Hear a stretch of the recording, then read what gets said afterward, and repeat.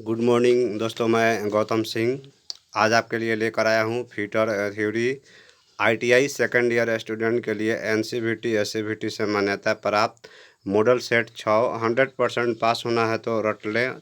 सभी क्वेश्चन आपके एग्ज़ाम के लिए अति महत्वपूर्ण है। आपको हम बता दें कि मॉडल सेट 1 से लेकर 5 तक हमारे पिछले वीडियो में देख सकते हैं। आपने अभी तक हमारे चैनल को सब्सक्राइब नहीं किया है तो चैनल को सब्सक्राइब कर दें और बेल आइकन दबा दें ताकि अगले मॉडल सेट का नोटिफिकेशन आपको मिल सके। मैं आपको बता दूं कि सेकेंड ईयर व्हाट्सअप कैलकुलेशन का भी आपको हमारे चैनल पे मॉडल सेट बना हुआ है, आप प्ले लिस्ट में जाकर देख सकते हैं। Fitter theory ITI second year student. चलिए अब हम बढ़ते हैं प्रश्न की तरफ। पहला प्रश्न है हमारा, किसी खाली गियर में दांतों को सही प्रकार से लगाने के लिए प्रयोग किया जाना अपेक्षित है। किसी खाली गियर में दांतों को सही प्रकार से लगाने के लिए प्रयोग किया जाना अपेक्षित है। तो विभाजक हेड या एक इंडेक्स प्लेट या एक मैकेनिज्म डिफरेंशियल यूनिवर्सल टेबल। तो आपको हम बता दें कि किसी भी खाली गियर में दांतों को सही प्रकार से लगाने के लिए विभाजक हेड का प्रयोग अपेक्षित है। आपका आंसर हो जाएगा ए नंबर। बढ़ते हैं अगले प्रश्न की तरफ। अगला प्रश्न है हमारा, हेलिकल गियरों को निम्न में से किस प्रकार की मिलिंग मशीन पर काटा जा सकता है। हेलिकल गियरों को निम्न में से किस प्रकार की मिलिंग मशीन पर काटा जा सकता है। प्लेन, क्षैतिजीय, यूनिवर्सल, ड्रम प्रकार। 4 ऑप्शन है आपके पास। तो हेलिकल गियरों को यूनिवर्सल मिलिंग मशीन पर काटा जा सकता है। आपका आंसर हो जाएगा सी नंबर। बढ़ते हैं अगले प्रश्न की तरफ। अगला प्रश्न है हमारा, कार्बोराइजिंग को कौन से स्टील पर किया जाता है। कार्बोराइजिंग को हाई कार्बन स्टील पर किया जाता है, मध्यम कार्बन स्टील पर, निम्न कार्बन स्टील पर या हाई स्पीड स्टील पर। तो कार्बोराइजिंग को आपको जो है निम्न कार्बन स्टील पर किया जा सकता है। आपका आंसर हो जाएगा सी नंबर। बढ़ते हैं अगले प्रश्न की तरफ। अगला प्रश्न है हमारा, मानक पाइप फिटिंग चूड़ियों के साथ उपलब्ध होता है। ये बीए, बीएसपी, बीएसडब्ल्यू या मैट्रिक के अनुरूप होता है। तो मानक पाइप कटिंग चूड़ियों के साथ उपलब्ध होता है बीएसपी के अनुरूप। आपका आंसर हो जाएगा सी नंबर। बढ़ते हैं अगले प्रश्न की तरफ। अगला प्रश्न है हमारा, जब एक या दो एलिमेंट घूम रहे हों तो निम्न में से कौन से क्लच को उत्तरोत्तर लगाया जा सकता है। तो single plate clutch, cone clutch plate, centrifugal clutch plate या ड्रग क्लच। तो 4 ऑप्शन है आपके पास। तो जब एक या दो एलिमेंट घूम रहे हो तो कौन क्लच जो है लगाया जा सकता है। आपका आंसर हो जाएगा बी नंबर। बढ़ते हैं अगले प्रश्न की तरफ। अगला प्रश्न है हमारा, किसी पाइप की चूड़ी का इंक्लूडेड कोण क्या होता है। किसी पाइप की चूड़ी का इंक्लूडेड कोण क्या होता है। 60 डिग्री, 55 डिग्री, 57 डिग्री, 47 डिग्री या 45 डिग्री। तो किसी भी पाइप के चूड़ी को इंक्लूडेड कोण जो होता है 55 डिग्री होता है। आपका आंसर हो जाएगा सी नंबर। बढ़ते हैं अगले प्रश्न की तरफ। अगला प्रश्न है हमारा, दोषपूर्ण बाहरी थ्रेड को द्वारा ठीक किया जाता है। दोषपूर्ण बाहरी थ्रेड के द्वारा ठीक किया जाता है डाई नॉट, हाफ डाई, वृत्ताकार डाई या संयोजन योग स्क्रू फ्लैट डाई। 4 ऑप्शन है आपके पास। तो दोषपूर्ण बाहरी थ्रेड को डाई नॉट के द्वारा ठीक किया जाता है। आपका आंसर हो जाएगा ए नंबर। बढ़ते हैं अगले प्रश्न की तरफ। अगला प्रश्न है हमारा, जहाँ पर अधिक गति को कम किया जाना अपेक्षित हो वहाँ पर किस प्रकार के गियर का प्रयोग किया जाता है। जहाँ पर अधिक गति को कम किया जाना अपेक्षित हो वहाँ पर किस प्रकार के गियर का प्रयोग किया जाता है। Warm and worm wheel, helical bone gear, high pied gear या हेरिंग बोन गियर। 4 ऑप्शन है आपके पास। जहाँ पर अधिक गति को कम किया जाना अपेक्षित हो वहाँ पर warm and worm wheel gear का प्रयोग किया जाता है। आपका आंसर हो जाएगा ए नंबर।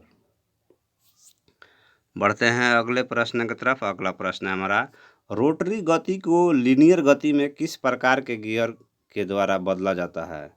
रोटरी गति को लीनियर गति में किस प्रकार के गियर के रूप में बदला जाता है? Rack and pinion, worm and worm wheel, hypoid gear या आंतरिक गियर। तो रोटरी गति को लीनियर गति में किस प्रकार के गियर के द्वारा बदला जाता है? तो रैक एंड पिनियन के द्वारा आपको बदला जाता है। आपका आंसर हो जाएगा ए नंबर। बढ़ते हैं अगले प्रश्न की तरफ। अगला प्रश्न हमारा, पाइप असेंबली में हेम पैकिंग का प्रयोग किया जाता है। पाइप असेंबली में हेम पैकिंग का प्रयोग किया जाता है चूड़ियों के बीच के अंतर को भरने के लिए, लीकेज से बचाव के लिए या सही फिटिंग करने के लिए, आसानी से उपयोग करने के लिए। तो देखिए यहाँ पे पाइप असेंबली में हेम पैकिंग का जो है लीकेज से बचाव करने के लिए आपको प्रयोग किया जाता है। लीकेज से बचाव करने के लिए आपका आंसर हो जाएगा बी नंबर। बढ़ते हैं अगले प्रश्न की तरफ। अगला प्रश्न है हमारा, निम्न में से कौन सी वस्तु के द्वारा काम को होल्ड किया जाता है? कौन सा ऐसा वस्तु है जिसमें हम काम के लिए होल्ड कर सकते हैं? जब जॉब का पता लगाया जा सकता है और सही जगह पर औजार का मार्गदर्शन किया जाता है। ड्रिल बुश के द्वारा, ड्रिल फिक्सर के द्वारा, ड्रिल जिग के द्वारा या भी ब्लॉक के द्वारा। तो कभी भी हम होल्ड करते हैं जॉब का पता लगाया जा सकता है जब सही औजार का मार्गदर्शन किया जाता हो। तो ड्रिल जिग के द्वारा आपका आंसर हो जाएगा सी नंबर।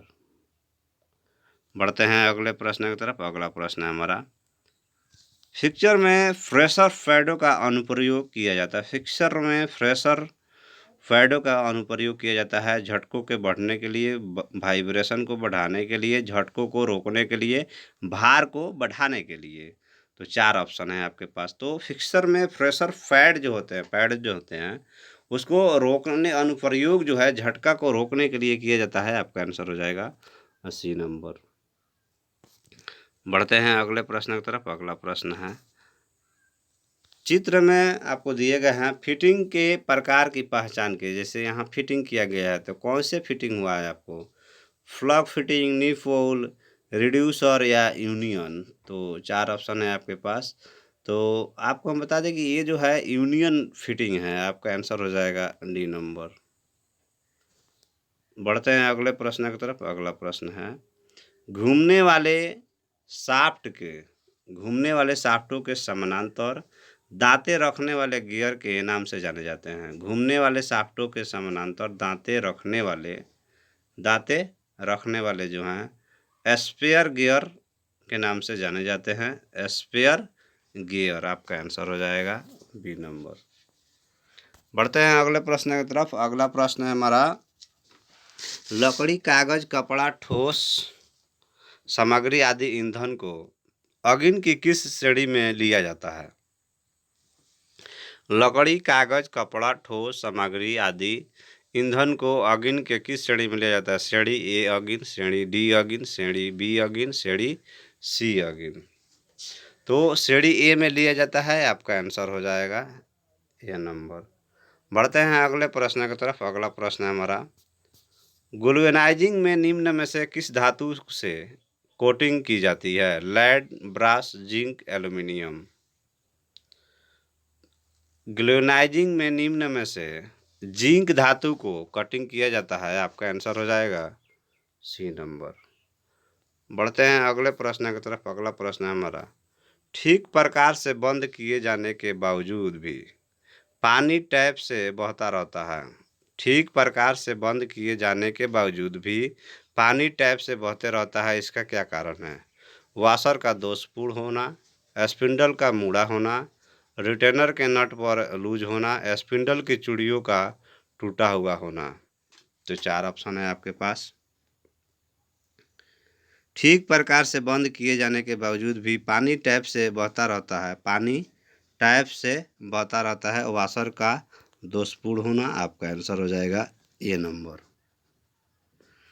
बढ़ते हैं अगले प्रश्न की तरफ। अगला प्रश्न है हमारा, एल्युमिनियम का प्रयोग व्यापक रूप से एयरक्राफ्ट उद्योग में किया जाता है क्योंकि यह जंग प्रतिरोधक, नरम तन्य, भार में हल्का, निम्न तन्यता या मजबूती। एल्युमिनियम का प्रयोग व्यापक रूप से एयरक्राफ्ट उद्योग में किया जाता है क्योंकि भार में हल्का होता है। यह आपका आंसर हो जाएगा सी नंबर। बढ़ते हैं अगले प्रश्न की तरफ। अगला प्रश्न है हमारा, ब्रेजिंग करने के लिए किस प्रकार की गैस की फ्लेम सबसे ज़्यादा सही होती है?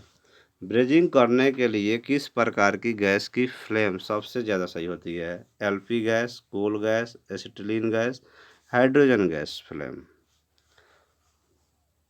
तो ब्रेजिंग करने के लिए सबसे ज़्यादा गैस फ्लेम जो है ऑक्सी एसिटिलीन गैस फ्लेम है।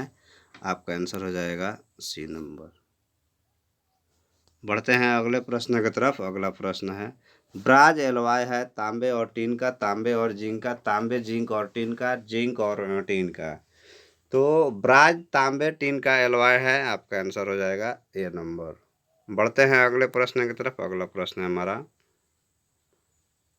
पिच सर्किल तथा रूट सर्किल के बीच की रेडियल दूरी को रेडियन या एडेंडम या दांते की काज करने की गहराई या दांते की संपूर्ण गहराई।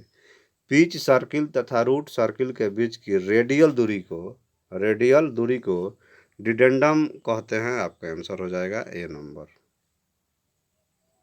बढ़ते हैं अगले प्रश्न की तरफ। अगला प्रश्न है हमारा, निम्न में कौन सी वस्तु एक तरल लुब्रिकेंट है? ग्रीस, मोलिब्डेनम या डाइसल्फेट या सिंथेटिक तेल या मोम। तो ग्रीस तरल लुब्रिकेंट है। आपका आंसर हो जाएगा ए नंबर। बढ़ते हैं अगले प्रश्न की तरफ। अगला प्रश्न है हमारा,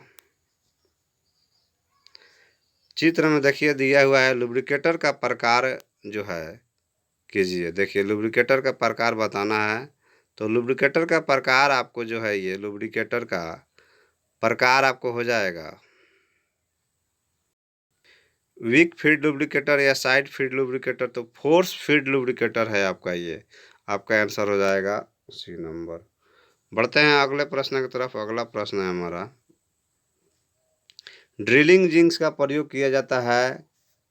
ड्रिलिंग जिग्स का प्रयोग किया जाता है केवल ड्रिलिंग कार्यों में, ड्रिलिंग करते समय, जबकि कैंपलिंग करने के लिए, ड्रिलिंग, रिमिंग, टैपिंग तथा अन्य संबंध कार्यों के लिए, ड्रिल को सही कोण पर शार्प करने के लिए। तो ड्रिलिंग, रिमिंग, टैपिंग और अन्य संबंध कार्यों के लिए जो है ड्रिलिंग जिग्स का प्रयोग किया जाता है। आपका आंसर हो जाएगा सी नंबर। बढ़ते हैं अगले प्रश्न की तरफ। अगला प्रश्न है हमारा, चित्र में फुट प्रिंट रेंज की पहचान करें। कौन होगा इसमें? फुट प्रिंट रेंज की पहचान करें, इसमें से कौन है? तो आपको इसमें से जो है फुट प्रिंट रेंज जो है बी नंबर है।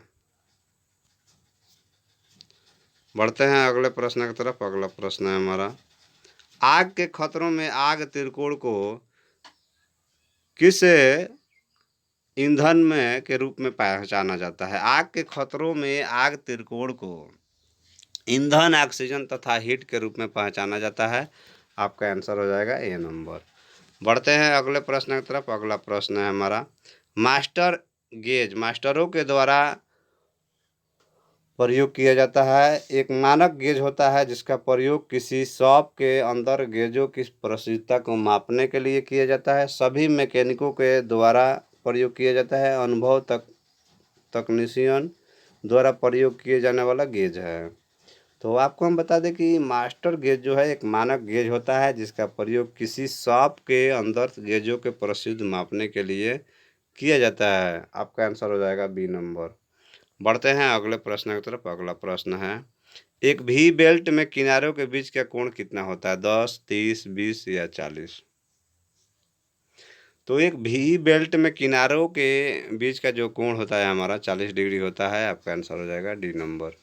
बढ़ते हैं अगले प्रश्न की तरफ। अगला प्रश्न है हमारा, उस स्थिर प्रकार के फाउंडेशन बोल्ट का नाम बताइए जिसे आमतौर पर फोल्ड किया जाता है तथा लीड और सीमेंट के साथ भरते हैं।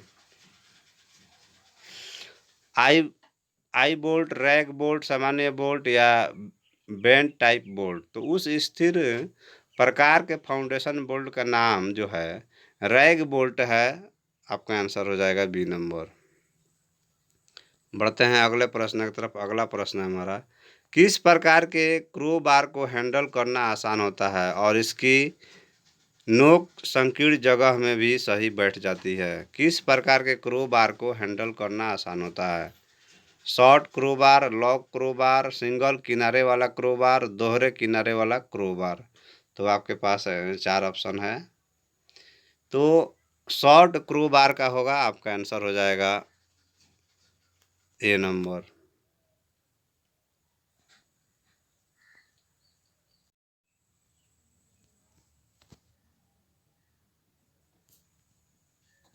बढ़ते हैं अगले प्रश्न की तरफ। अगला प्रश्न है हमारा, इसका प्रयोग एल्युमिनियम तथा इसके एलॉय के ऊपर सजावटी तथा जंगरोधी कटिंग करने के लिए प्रयोग किया जाता है। तो इसका प्रयोग जो है एनोडाइजिंग एल्युमिनियम तथा एलॉय के ऊपर सजावटी जंगरोधी कटिंग के लिए प्रयोग किया जाता है। तो एनोडाइजिंग हो जाएगा, आपका आंसर हो जाएगा बी नंबर। बढ़ते हैं अगले प्रश्न की तरफ। अगला प्रश्न है, डॉग क्लच का कार्य क्या होता है?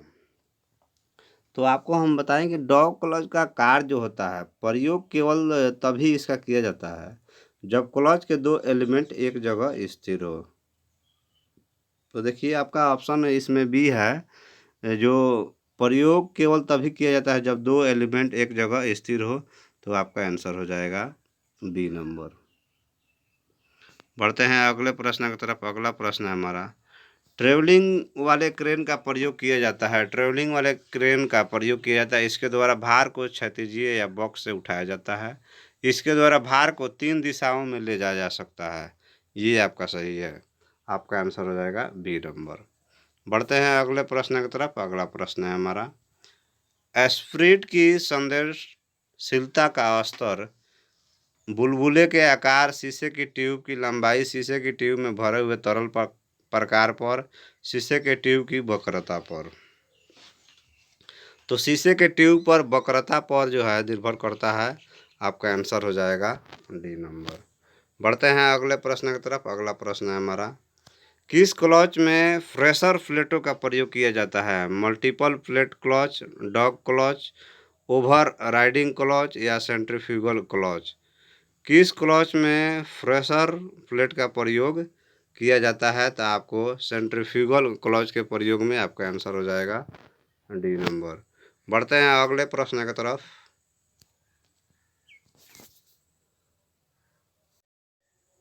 अगला प्रश्न है, आमतौर पर कोई भी सोल्डर एलॉय होता है तांबे, टीन, शीशे और टीन का, जिंक और टीन का, या एंटीमन और टीन का। तो आपको हम बता दें कि आमतौर पर कोई भी सोल्डर एलॉय जो आपको होता है वो आपको शीशे और टीन का होता है। आपका आंसर हो जाएगा बी नंबर। बढ़ते हैं अगले प्रश्न की तरफ। अगला प्रश्न है हमारा, एल्युमिनियम को कौन से मतलब बॉक्साइड या पैराइड या मैग्नेटाइट के एक्स से निकाला जाता है? एल्युमिनियम को जो है बॉक्साइड के एक्स से निकाला जाता है। आपका आंसर हो जाएगा बी नंबर।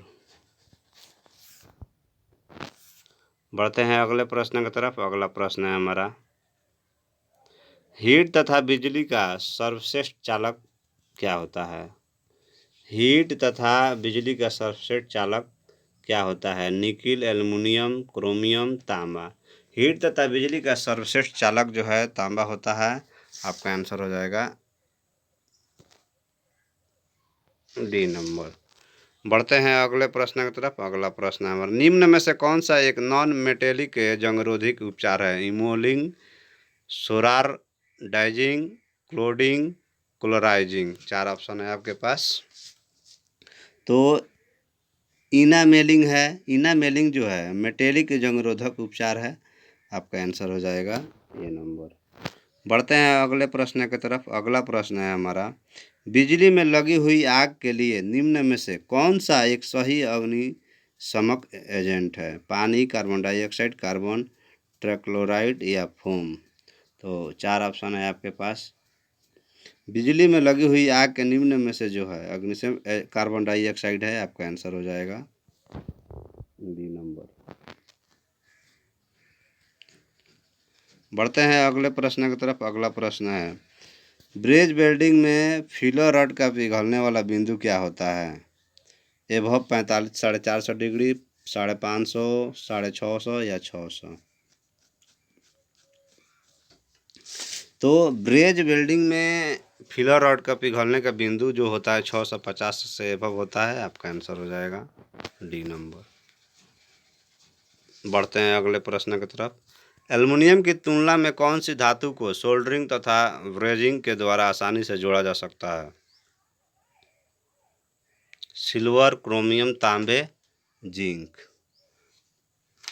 तो एल्युमिनियम की तुलना में कौन सी धातु को सोल्डरिंग तथा ब्रेजिंग के द्वारा आसानी से जोड़ा जा सकता है? तो तांबे की, आपका आंसर हो जाएगा B number.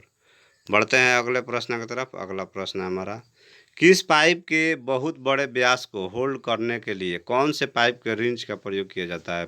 Chain wrench, Allen wrench, strap wrench या पाइप रिंच? तो आपको हम बता दें कि रेंज चेंज जो है, चेन रिंच जो है आपको प्रयोग किया जाता है, आपका आंसर हो जाएगा ए नंबर। बढ़ते हैं अगले प्रश्न की तरफ। अगला प्रश्न है, वोल्ट स्लिप करने के कारण कौन तनाव, गलत अलाइनमेंट, प्लसेटिंग भार, अधिकतम आरंभिक टार्क? वोल्ट बेल्ट स्लिप करने के लिए पल्सेटिंग भार जरूरी है, आपका आंसर हो जाएगा सी नंबर।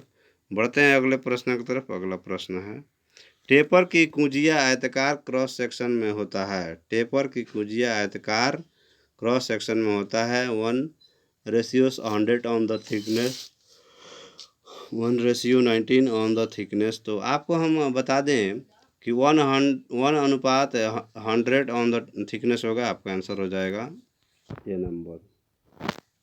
बढ़ते हैं अगले प्रश्न की तरफ। अगला प्रश्न है हमारा, भी बेल्ट के मानक आकार के सेक्शन डी की सांकेतिक टाइप की चौड़ाई। भी बेल्ट की मानक आकार के सेक्शन डी की सांकेतिक टॉप की चौड़ाई 22, 32, 88, 70 है। तो 4 ऑप्शन है आपके पास। तो 32 mm होता है, आपका आंसर हो जाएगा बी नंबर। बढ़ते हैं अगले प्रश्न की तरफ। अगला प्रश्न है, स्क्वायर मैन में त्रुटि सही रूप में है तो निर्धारित किया जा सकता है। Try square slip gauge, try square filler gauge, cylinder square तथा स्लिप गेज, बेवेल्ड तथा ट्राई स्क्वायर। 4 ऑप्शन है आपके पास। तो सिलेंडर स्क्वायर तथा स्लिप गेज, आपका आंसर हो जाएगा सी नंबर। बढ़ते हैं अगले प्रश्न की तरफ। अगला प्रश्न है हमारा, मशीन के लेवल की जॉब जांच करने के लिए स्पीड के लेवल का प्रयोग किया जाता है। तो मशीन के लेवल की जांच करने के लिए, तो देखिए, मशीन के लिफ्ट करते समय, मशीन को बनाते समय, मशीन को शिफ्ट करते समय, मशीन को ग्राउंड करते समय। तो मशीन को बनाते समय होगा, आपका आंसर हो जाएगा बी नंबर। बढ़ते हैं अगले प्रश्न की तरफ। अगला प्रश्न है हमारा, सोल्डरिंग की प्रक्रिया में सोल्डरिंग आयरन का क्या कार्य होता है? धातु को पिघलना, सोल्डर धातु को पिघलना, सोल्डर को ठंडा करना, धातु को ठंडा करना। सोल्डर की प्रक्रिया में सोल्डरिंग आयरन का काम जो था धातु को पिघला करना या सोल्डर को ठंडा करना। तो 4 ऑप्शन है आपके पास। तो सोल्डर को पिघलाना काम था, आपका आंसर हो जाएगा बी नंबर।